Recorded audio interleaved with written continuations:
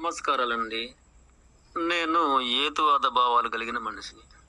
అయినా నేను సర్వమత మానవాళి, సమస్త జీవకోటి, విశ్వ జగత్తు క్షేమం కోరి 101 కొండలపైన ఆరాధనలు చేశాను.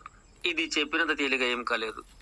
అయితే హేతువాద భావాలు కలిగిన నేను హిందూ మతంలో గల 33 కోట్ల దేవతలలో ఏ దేవుడికి నువ్వు ఆరాధన చేసినట్లు, అంతేకాక ఇతర ఏ మత దేవాలను ఆరాధించినట్లు, ఇలా ఏదో ఒక మతానికి కానీ ఏదో ఒక దైవానికి కానీ ఆరాధన చేయాలి కదా అనుకోవచ్చు.